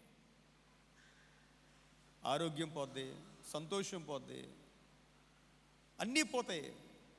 వారు మిక్కిలి హీనదశకు వచ్చేసారంట. కానీ వాళ్ళు చేసిన గొప్ప పని ఏంటంటే యెహోవాకు మొర్ర పెట్టిరి. మిక్కిలి హీన స్థితికి వచ్చినప్పుడు, కోలుకోలేని స్థితికి వచ్చినప్పుడు తిరిగి ఇంకా లేవలేని పరిస్థితికి వచ్చినప్పుడు వారు చేసిన పని, వారు దేవునికి మొర్రపెట్టిరి. దేవునిలో ఆయన బిడ్డలమైన మనకి ఉన్న ధైర్యం అదొకటేనండి. మనం ఏ స్థితిలో ఉన్నా, ఎప్పుడు దేవుని వైపు తిరిగినా మన దేవుడు మన ప్రార్థన ఆలకించడానికి సిద్ధంగా ఉన్నాడు. ఆయన మన జీవితంలో మనం ఏది కోల్పోయినా సరే ప్రార్థన చేయడం అలవాటు చేసుకోవాలి. మనల వైపే మనం చూసుకోవాలండి. ఏది కోల్పోయినా ఎవరి వైపు మనం చూడకూడదు, మన వైపే మనం చూసుకోవాలి. నాకు దేవునికి ఎక్కడ సంబంధం చెడిపోయింది? దేవుడు ఒక సేవకుడిని పంపించాడు. ఆ సేవకుడు వెళ్ళాడు. మనం ప్రార్థన చేస్తే దేవుడు సేవకుడిని పంపిస్తాడండి. దేవుడు చేసే అద్భుతం ఏంటంటే, దేవుడు తన సేవకుడిని ఊరికే పంపిడు. ఎవరి దగ్గరికైనా ఎవరింటికైనా. చాలామందికి తెలియదండి. సేవకులు రారు. ఎందుకు రారంటే దేవుడు పంపించాలి. వారి పాదములు దేవుడు దీవిస్తానని వాగ్దానం చేశాడు. దేవుడు దీవిస్తాడు. ప్రియమైన దేవుని బిడ్డలారా, దేవుడు ఒక సేవకుడిని పంపించాడు. గడిచిన కాలంలో దేవుడు ఏ కార్యాలు చేశాడో వారికి ఒకసారి గుర్తు చేశాడు. ఎలా ఉండాలో దేవుడు వారికి చెప్పాడు. అయినా వాళ్ళు దేవుని వైపు తిరగలేదండి. ఆ సమయంలో దేవుడే యెహోవా దూతగా దేవాది దేవుడు దిగి వచ్చాడు. గిద్యోను ఆయనంట చాటుగా ఆ గోధుమలు బాగు చేసుకుంటా ఉన్నాడు. మనం చూస్తే 6వ అధ్యాయంలోనే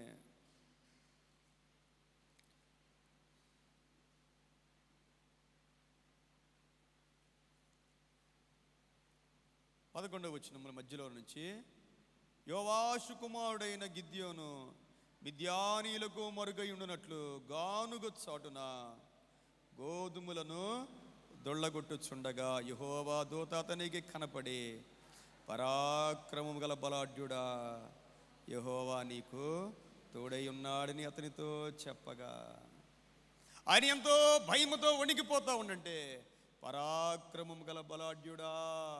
చూడండి, దేవుడండి మనం ఏ స్థితిలో ఉన్నా బలపరిచే దేవుడు ఆయన.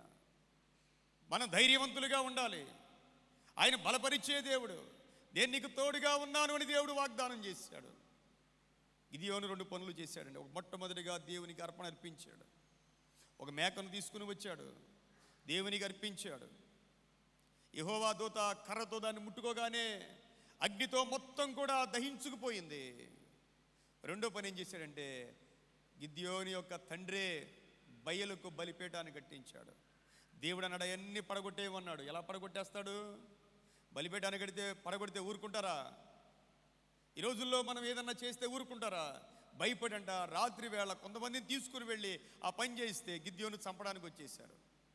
కానీ దేవుడు ఆయనకు తోడుగా ఉన్నాడు. ఈయన అంటూ ఉన్నాడు, నిజంగా బయలు దేవుడైతే దేవుడే ఆయన పక్షంగా వాదించుకుంటాడు. మీరు వెళ్ళిపోమంటే వెళ్ళిపోయాడు. దేవుని ఆత్మ గిద్యోనును ఆవరించడం మనం చూస్తూ ఉంటాం. దేవుని ఆత్మ గిద్యోను మీదకి రావడానికి గిద్యోను 2 పనులు చేశాడు.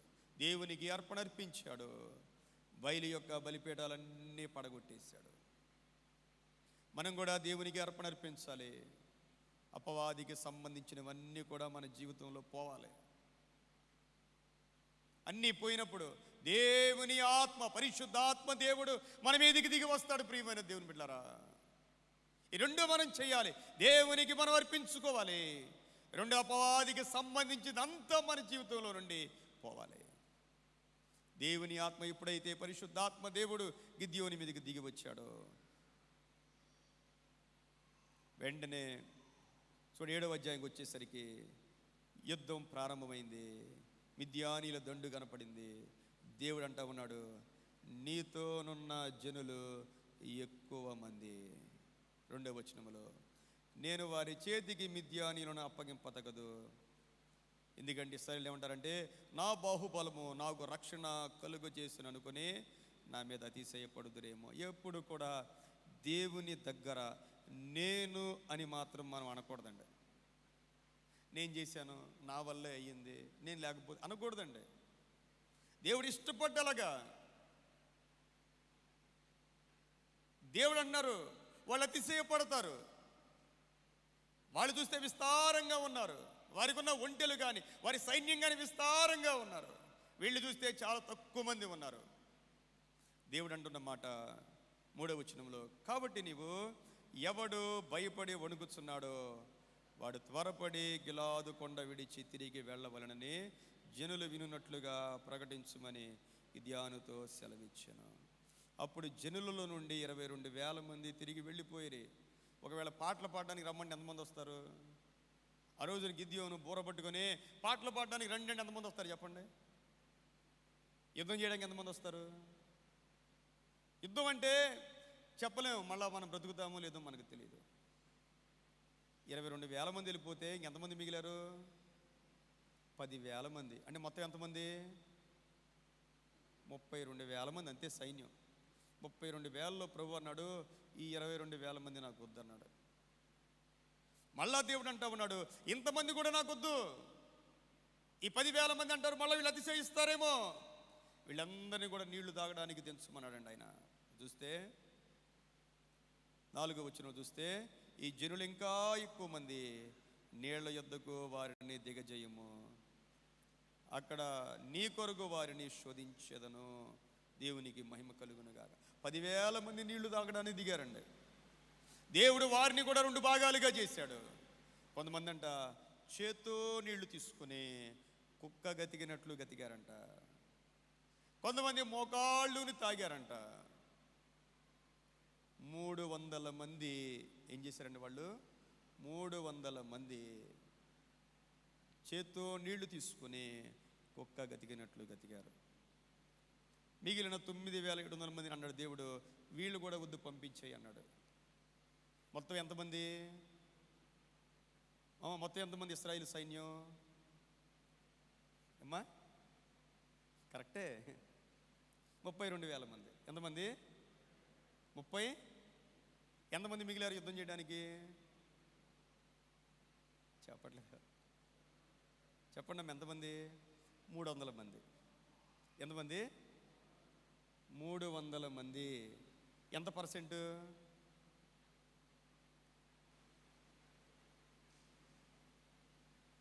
32,000 మంది. 32,000లో 10% అంటే ఎంత? 3,200 మంది.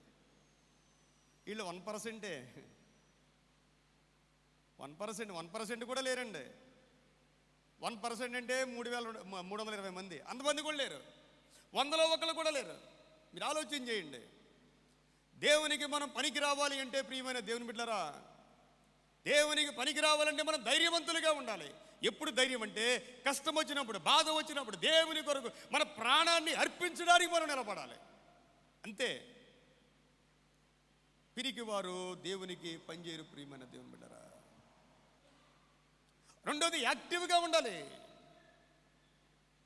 దేవుని పని అంటే యాక్టివ్గా ఉండాలి. దేవుడు పిలిచినప్పుడు మనం సిద్ధపాటుతో ఉండాలి. ఈ 300 మందిని 3 భాగాలుగా విభజించి, 300 మందిని 3 భాగాలుగా విభజించి, ఒక్కొక్కరికి బోర, ఒక దివిటి, ఒక కొండనిచ్చి, అంతే అయ్యే ఆయుధాలు. నేనేం చేస్తే మీరు అవి చేయమన్నాడు అంతే. బోరను బుదాడు, కొండను పీల్చాడు, దివిటీలు పట్టుకున్నారు. వాళ్ళందరూ వాళ్ళు పారిపోయి ఒకళ్ళని వాళ్ళు చంపేసుకున్నారు. దేవునికి స్తోత్రం చెప్దాం. హల్లెలూయా, హల్లెలూయా. దేవుడు మన పక్షంగా ఉంటే మన శత్రువులతో యుద్ధం చేస్తాడు, ప్రియమైన దేవుని బిడ్డలారా. ఈ రోజున దేవుణ్ణి బట్టి మనము అతిశయించాలి. దేవుణ్ణి బట్టి మనం అతిశయించాలి. అతిశయించాలా, కృంగిపోవాలా? ఏమో చెప్పండి. దేవుని బట్టి అతిశయించాలా, కృంగిపోవాలా? నాకేమీ లేదండి, నాకు బాధల్లో ఉన్నాను, కష్టాల్లో ఉన్నాను, ఇలా ఉన్నాను, అలా ఉన్నాను, మనం కృంగిపోకూడదండి. నువ్వు ఏ స్థితిలో ఉన్నాను ధైర్యంగా చెప్పాలి, నా దేవుడు నాతో ఉన్నాడు. ఒకటే మాట చాలు, మన జీవితం మారిపోద్ది. నువ్వే స్థితిలో ఉన్నా, నీకెవ్వరు తోడు లేకపోయినా సరే, నా దేవుడు నాతో ఉన్నాడు. అతిశయం, దేవుణ్ణి బట్టి అతిశయం. దేవుణ్ణి బట్టి అతిశయిస్తుంది. నా దేవుడు నాతో ఉన్నాడంటే దేవుడు దిగి వచ్చేస్తాడండి. నా దేవుడు నాతో ఉన్నాడంటే ఆయన దిగి వచ్చి మన పక్షంగా ఉంటాడు. ఆయన మన పక్షంగా ఉండే యుద్ధం చేసే దేవుడై ఉన్నాడు. ప్రియమైన దేవుని బిడ్డలారా, దేనికి భయపడవలసిన పని లేదు. మనమైతే మన దేవుడైన యెహోవా నామమును బట్టి అతిశయించాలి. దేవునికి స్తోత్రం, హల్లెలూయా. అందరూ దేవునికి స్తోత్రం చెప్దాం, హల్లెలూయా. కాబట్టి మన దేవుడు మనతో ఉన్నాడు.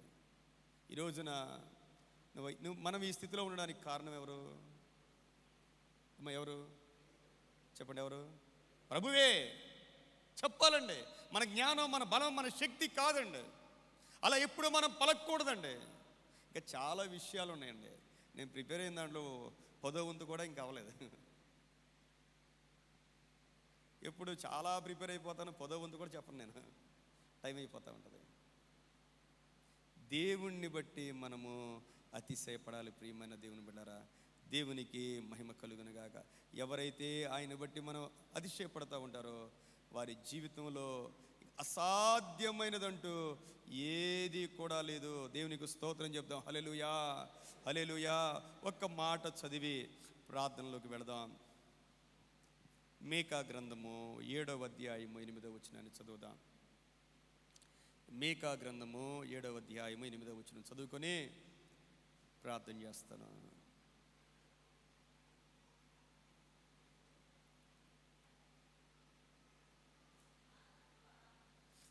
అందరూ తీసారా? అందరూ తీయండి, పర్వాలేదు. ఈ మాట మీకా గ్రంథం. నేను మీకు చిన్న మాట చెప్తాను. మీరందరూ కూడా బైబిల్ ఎన్ని ఉన్నాయండి? మన బైబిల్లో గ్రంథాలు ఎన్ని ఉన్నాయి? 60. పాత నిబంధనలు ఎన్ని ఉన్నాయి? పాత నిబంధనలు 39, క్రొత్త నిబంధనలు 27. ఇవన్నీ కంటత పట్టండి. ఎందుకంటే పేజీ నెంబర్ ఇప్పుడు చెప్పకూడదు, అవమానం. అది ఇన్సల్ట్ అండి. నేనైతే చాలా ఇన్సల్ట్గా ఫీల్ అవుతానండి. ఇంతకాలం నుంచి బైబిల్కి మనం వస్తున్నాం చర్చికి. నేను నిజంగానండి,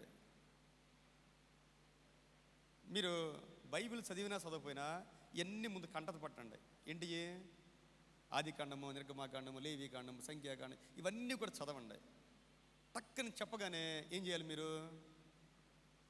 మీరు సేవకుడిగా నేను చెప్తున్నాను, మీరు ఖచ్చితంగా, లేకపోతే అది మీకే అవమానం. ఏమ్మా, మీకా గ్రంథం అంటే కొంతమంది కొత్త నిబంధన తీస్తారు. తీయకూడదు, అలాగా తీయొద్దు. ఎందుకంటే మీరు ఖచ్చితంగా ఇది చెయ్యాలండి. ఓ పాస్టర్ గారిగా ఇప్పుడు మీరే ఉన్నారు, తీస్తే మాకు చాలా అవమానంగా ఉంటుంది. కాబట్టి ఈ 66 గ్రంథాలు చదవండి, తప్పేం కాదు. బైబిల్ చదివితే మనకి చాలా మంచిది. ముందు ఇది నేర్చుకోవాలి. ఒకసారి మీకా గ్రంథం 7వ అధ్యాయం 8వ వచనం. నా శత్రువా, నా మీద అతిశయపడవద్దు. నేను క్రింద పడినను తిరిగి లేతును, నేను అంధకారం ముందు కూర్చున్నాను, యెహోవా నాకు వెలుగుగా నుండును. దేవుని బిడ్డలారా, ఇది ఒక ప్రవచనాత్మకమైన మాట. ఈ మాటలు మరొకసారి. నా శత్రువా, చెప్పండి ఒకసారి నాతో పాటు. నా శత్రువా, నా మీద అతిశయించవద్దు. నా శత్రువా, నా మీద అతిశయింపవద్దు. నేను క్రింద పడినను తిరిగి లేతును, నేను అంధకారం ముందు కూర్చున్నాను, యెహోవా నాకు వెలుగుగా నుండును. మనం కొన్నిసార్లు పడిపోతూ ఉండే అనేక విషయాల్లో మనం, మన బిడ్డలు, మన కుటుంబ పరిస్థితులు మన క్రిందకు పడిపోయినప్పుడు మన శత్రువు అతిశయిస్తూ ఉంటాడు. ఆ టైంలో మనం కృంగిపోయి అలాగే ఉండకూడదు. శత్రువుతో మాట్లాడాలి. శత్రువుతో మనం మాట్లాడాలి. ఏం మాట్లాడాలి? నా శత్రువా, నా మీద అతిశయింపవద్దు. నేను తప్పకుండా లెగుస్తాను. నేను ఏ స్థితిలో ఉన్నా పైకి లెగుస్తాను. నన్ను లేపేవాడు నా దేవుడే. దేవునికి స్తోత్రం చెప్తాం, హల్లెలూయా. మనల్ని బట్టి దేవుడు అతిశయిస్తాడండి. మనం ఏ విషయాల్లో అతిశయించాలో కూడా చాలా మాటలు బైబిల్లో ఉన్నాయి. ఇంకా అసలు అవి ఏమీ కూడా టచ్ చేయలేదు నేను. మరి వేటిని బట్టి అతిశయించాలి, వేటిని బట్టి అతిశయించకూడదు కొన్ని మాటలు ధ్యానం చేశాం. వేటిని బట్టి అతిశయించాలో, దేవుడు వేటిని బట్టి అతిశయిస్తాడో చాలా మాటలు వ్రాయబడ్డాయి. మనము ఈ రోజున దేవుని బిడ్డరా, మీ జీవితంలో ఏ కష్టం ఉన్నా, మీ కుటుంబంలో ఏ కష్టం ఉన్నా, ఈ వాగ్దానాన్ని ఎత్తి పట్టుకొని, నా శత్రువా, మన శత్రువు అపవాదే, నీవు నా మీద అతిశయించవద్దు. నేను కింద పడిపోయినా తిరిగి లెగుస్తాను. నేను తప్పకుండా లెగుస్తాను. నేను లెగుస్తాను అని మీరు చెప్పాలి. మన దేవుడు లేపుతాడు. ప్రియమైన దేవుని బిడ్డలారా, మధ్యలో మనల్ని వదిలిపెట్టి వెళ్ళిపోయేవాడు కాదు ఆయన. ఏ స్థితిలో ఉన్నప్పటికీ కూడా కృంగిపోవద్దండి. మీలో ఎవరైనా నేను లేవలేను, నా కష్టాల నుంచి బయటపడలేను అనుకుంటే ఈ వాగ్దానాన్ని ఎత్తిపట్టుకుని ప్రార్థన చేయండి. అపవాదిని మీతో మాట్లాడనివద్దు, మీరు మాట్లాడండి. ఈ వాగ్దానాన్ని ఎత్తుకొని మీరు మాట్లాడండి. ప్రభు కార్యం చేస్తాడు. కళ్ళు మూసుకుందాం, చిన్న ప్రార్థన చేద్దాం.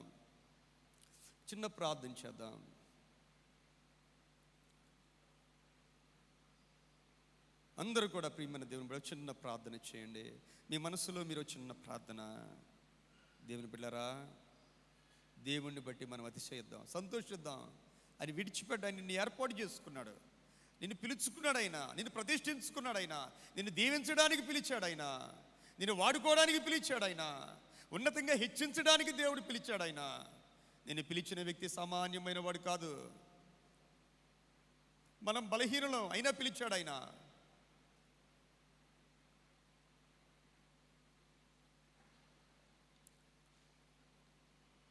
ప్రభువా, నీకు వందనాలు చెల్లిస్తా ఉన్నా. కొందరు గుర్రాలను బట్టి, కొందరు రథములను బట్టి అతిశయిస్తారు నాయన. నిజంగా మాకు ఈ లోకంలో అతిశయించడానికి ఏమీ లేదు నాయన. యేసయ్యా, మా అతిశయము నీవే. నిన్ను బట్టే మేము ధైర్యంగా ఉన్నాం నాయన. దేవా, నీ యందు అతిశయించిన ప్రతి క్షణం కూడా మమ్మల్ని దీవిస్తానే ఉన్నావు, బలపరుస్తానే ఉన్నావు, ఆదరిస్తూ ఉన్నావు, హెచ్చిస్తూ ఉన్నావు, కృప చూపిస్తూ ఉన్నావు నాయన. సమస్త మహిమ నీకు కలుగునుగాక. మా సంఘంలో ఎవరైనా బిడ్డలునైనా ఎవరైనా కృంగిపోయి ఉంటే, పడిపోయి ఉంటే, విచారముతో ఉంటే, యేసయ్య నామములో వారి జీవితంలో అద్భుతాలు కలగాలి, ఆశ్చర్యమైన కార్యాలు కలగాలి, ధైర్యవంతులుగా మారాలి నాయనా. నీకు వందనాలు. వ్యర్థమైన డంబమంతా, వ్యర్థమైన అతిశయమంతా మా నుండి కొట్టివేయండి ప్రభువా. అందరినీ దీవించి ఆశీర్వదించమని యేసు క్రీస్తు వారి పరిశుద్ధ నామములో వేడుకొని ప్రార్థిస్తూ ఉన్నాను తండ్రి, ఆమేన్. సమస్త జ్ఞానమునకు మించిన దేవుని సమాధానము యేసు క్రీస్తు వలన మన హృదయములకును తలంపులకును కావలియుండును గాక, ఆమేన్. ఈ సమయంలో మన ట్రెజరర్ గారు వారి యొక్క బృందం వచ్చి కానుకలు స్వీకరించవలసిందిగా ఆహ్వానిస్తూ ఉన్నాను.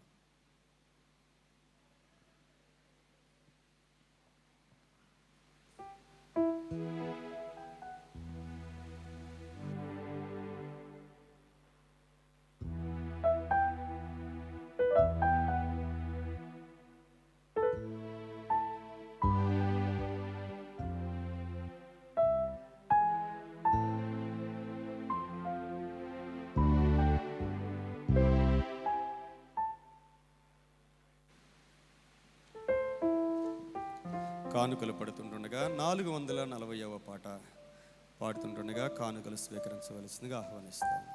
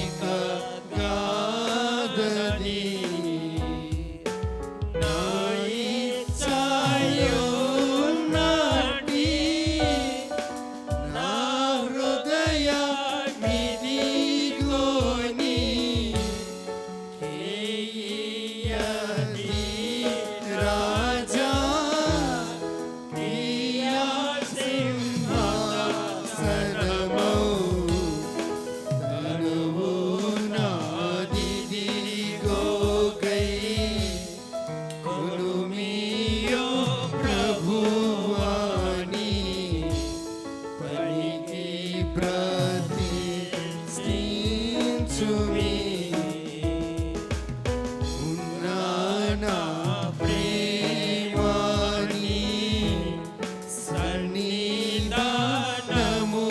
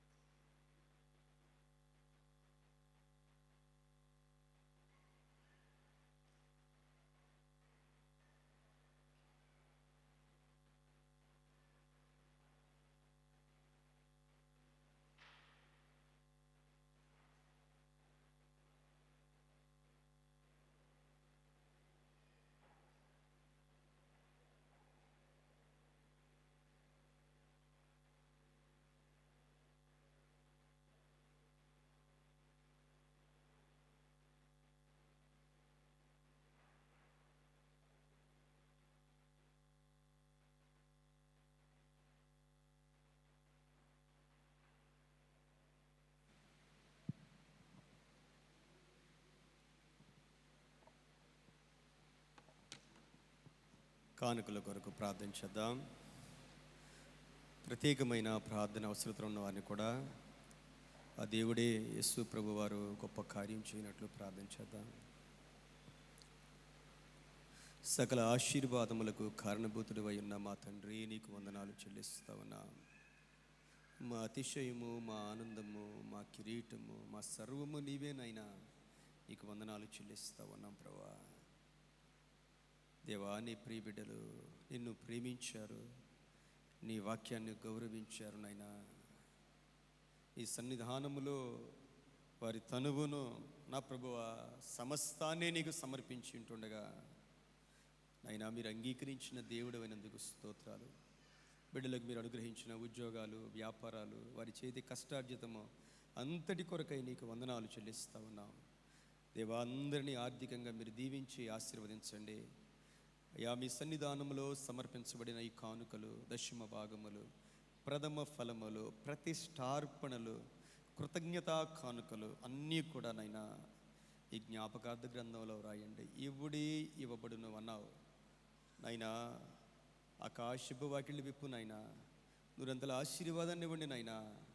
అందరూ సంతోషంగా క్షేమంగా ఉండడానికి సహాయం చేయండి ప్రభువా. ఈ సమయంలో ఎంతమంది బిడ్డలునైనా ఇన్ని రకాలైన ప్రార్థన అవసరతలు ఉన్నారో ప్రభువా, వారందరినీ మీరు ముట్టండి నాయనా. యేసయ్యా, నీ నామములో ఉన్న ఆరోగ్యాన్ని మీరు దయచేయండి ప్రభువా. మీ నామములో ఉన్న తండ్రి ఆత్మ సంబంధమైన ప్రతి ఆశీర్వాదాన్ని మీరు దయచేయమని ప్రార్థన చేస్తామన్నా.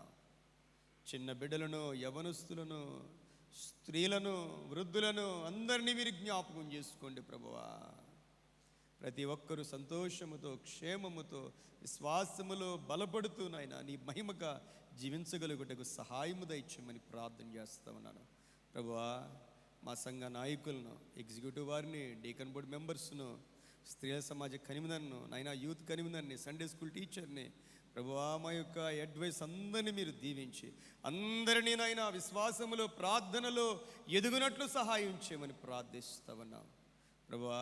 శుభకార్యాలు నైనా ఈ వారంలో ఉన్న బిడ్డలందరినీ జ్ఞాపకం చేసుకుని దీవించి ఆశీర్వదించండి దేవా. ఎక్కడైనా ఏదైనా ప్రభువా విచారకరమైన విషయాలు ఉంటే వారికి తోడుగా ఉండి మీరు ఆదరించి నాయనా కుటుంబాలు మీరు బలపరచమని ప్రార్థన చేస్తూ సమస్త మహిమ మీకు ఆరోపిస్తూ నాయనా ఈ వారమంతా మీరు కాపాడండి నాయనా.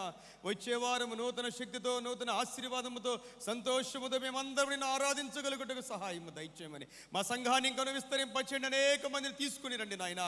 ఎంతమంది బిడ్డలు నాయన దూర ప్రాంతాల నుంచి వచ్చారో వారందరినీ క్షేమంగా గమ్యస్థానానికి చేర్చండి నాయనా. సమస్త మహిమ నీకు ఆరోపిస్తూ యేసు క్రీస్తు వారి పరిశుద్ధ నామములో వేడుకొని ప్రార్థిస్తూ ఉన్నాను తండ్రి, ఆమేన్.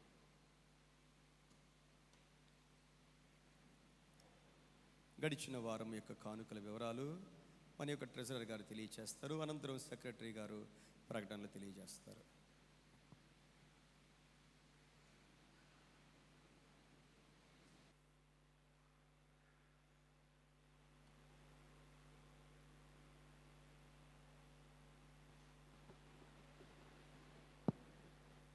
Praise lord. ముందుగా దేవునికి వందనాలు తెలియజేసుకుంటున్నాను అండి.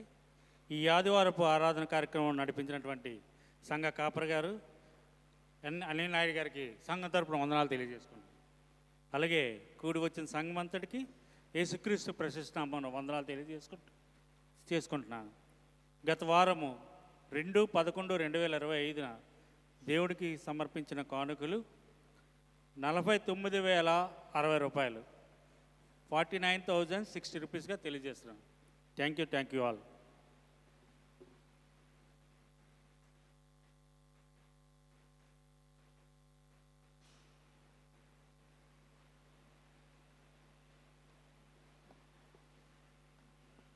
Praise the lord. దేవునికి వందనాలు తెలియజేసుకుంటున్నానండి. అలాగే కూడి వచ్చిన సంఘం అంతటికి, ఎగ్జిక్యూటివ్ వారికి, డేకన్కి, ఉమెన్ సమాజం వారికి, అలాగే యూత్ వారికి ప్రత్యేకమైన వందనాలు తెలియజేస్తున్నానండి. అలాగే మన మెయిన్ చర్చ్లో 7, 8 ఈరోజు కూడా ఆత్మీయ ఉద్యోగ సభలు జరిగాయండి. అందులో మనకి ఆత్మీయ ఉద్యోగ సభలు జరిగాయి. 7వ తారీఖున సాకెతము వారు ఆ కార్యక్రమాన్ని నిర్వహించారు. అలాగే 8వ తారీఖున మన సంఘము నర్వ సంఘము ఆత్మీయ ఉజ్జీవ సభలు మనము నడిపించామండి. దానికి మన సంఘ ప్రెసిడెంట్ గారు శ్రీ జి జాన్ ప్రభాకర్ అధ్యక్షత వహిస్తూ ఆ కార్యక్రమాన్ని దేవునికి మహిమకంగా జరుగులాగిన జరిపించారు. నిన్న మొన్న ఆరాధనలో పాల్గొన్న ప్రతి ఒక్కరికి ప్రత్యేకమైన ధన్యవాదాలు తెలియజేస్తున్నాను. ఆ ఆరాధన దేవునికి మహిమార్థంగా జరిగిందని నేను తలుస్తున్నానండి. అలాగే ఆ ఆరాధనలో మన సంఘ ప్రెసిడెంట్ గారు జాన్ ప్రభాకర్ గారు పాట కూడా పాడడం జరిగింది. ఆ పాట బట్టి వారికి ప్రత్యేకమైన వందనాలు తెలియజేస్తున్నానండి. అయితే ఈరోజు కూడా అక్కడ మీటింగ్స్లో భాగంగా ఈరోజు దైవజనులు జాన్ అగస్టిన్ గారు వర్తమానం చెప్పారు. అయితే కొద్దిమంది అక్కడికి వెళ్ళారని తెలియజేశారు. ఏది ఏమైనా కార్యక్రమాలన్నీ దేవునికి మహిమార్థంగా జరిగాయని తలుస్తున్నామండి.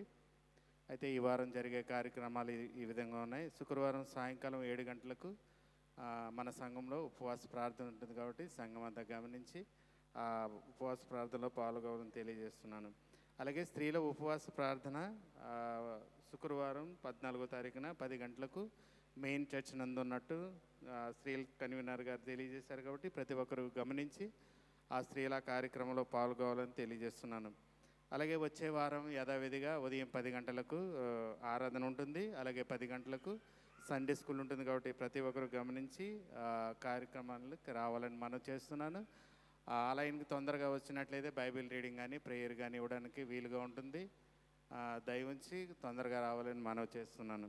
అలాగే మన సంఘ ఎక్స్ ప్రెసిడెంట్ గారైన జి హెబ్రోన్ రాజు గారి సతీమణి జాన్సీ హెబ్రోన్ రాజు గారు మొదటి ఆపరేషన్ అయింది, 2వ ఆపరేషన్ కూడా అయిందని తెలియజేశారు. వారు ఆరోగ్యంగా ఉన్నారని సంఘాన్ని తెలియజేశారు. స్త్రీలందరూ అలాగే సంఘం అంతా మీ అనుదిన ప్రార్థనలో ఆవిడ గురించి గుర్తు చేసుకోవాలని తెలియజేస్తున్నాను. అలాగే ఈరోజు ఎవరైనా నూతనంగా ఆలయానికి వచ్చినట్లయితే వారికి ముందు వచ్చినట్లయితే పాస్టర్ గారు ప్రార్థన చేస్తారు. ఎవరైనా వచ్చినట్లయితే మరొకసారి సంఘమందరికి వందనాలు తెలియజేస్తూ ఈ ఆరాధన అనంతరము స్త్రీలందరూ ఉండాలని కార్యవర్గం తెలియజేస్తుందండి. మీరు అందరూ ఉన్నట్లయితే మీ గురించి ప్రెసిడెంట్ గారు కొన్ని విషయాలు తెలియజేస్తారు. ఆఫీస్ రూమ్లో మీకు ఏర్పాటు చేశారండి, అక్కడికి వెళ్ళి ఉండాలని మనవి చేస్తున్నాను. మరొకసారి సంఘమందరికి వందనాలు తెలియజేస్తూ నా ప్రకటనలు ముగిస్తున్నాను.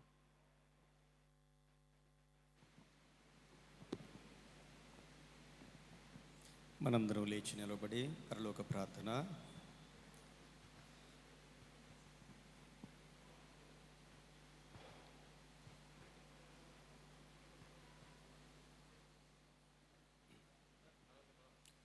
ఆరు 616వ కీర్తన అనంతరం పరలోక ప్రార్థన ఆశీర్వాదాలతో సెలవు తీసుకుందాం. కర్తమామును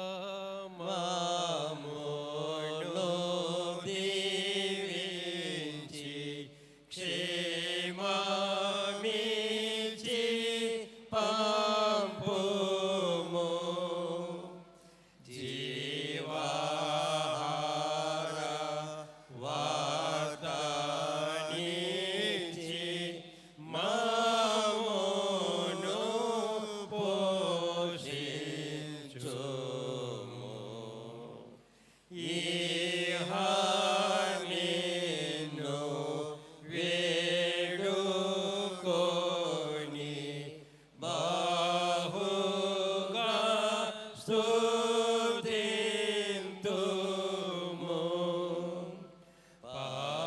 పరమందు చేరి ఇంకా స్తోత్రము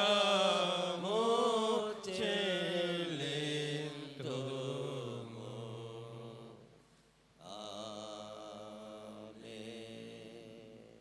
పరలోకమందున్న మా తండ్రి, నీ నామం పరిశుద్ధపరచబడును గాక, నీ రాజ్యము వచ్చును గాక, మీ చిత్తము పరలోకమందు నెరవేరునట్లు భూమి యందు నెరవేరును గాక. మా అనుదిన ఆహారము నేడు మాకు దయచేయము. మా ఎడల అపరాధము చేయువారని మేము క్షమించు ప్రకారము మా అపరాధములను క్షమించుము. మమ్మను శోధనలోనికి తేక కీడు నుండి తప్పించుము. రాజ్యము, శక్తి, మహిమ నిరంతరము మీరై ఉన్నారు తండ్రి. ఆమేన్. తండ్రి అయిన దేవుని యొక్క ప్రేమ, మన ప్రభువును రక్షకుడై ఉన్న యేసుక్రీస్తు ప్రభువారి కృప, పరిశుద్ధాత్మ దేవుని యొక్క అన్యోన్య సహవాసము, ఆశీర్వాద దీవెనలు చేరి ఉన్న మనందరకు సదాకాలము తోడుగా ఉండి దీవించి ఆశీర్వదించునుగాక. తండ్రి కుమార శుద్ధాత్మకును దగు స్తుతి మహిమలు కలుగుగాక. ఆదిని ఇప్పుడు నెల్లప్పుడు అయినట్లు యుగముల అవును ఆమేన్. తండ్రి కుమార శుద్ధాత్మకును తగు స్తుతి మహిమలు కలుగుగాక.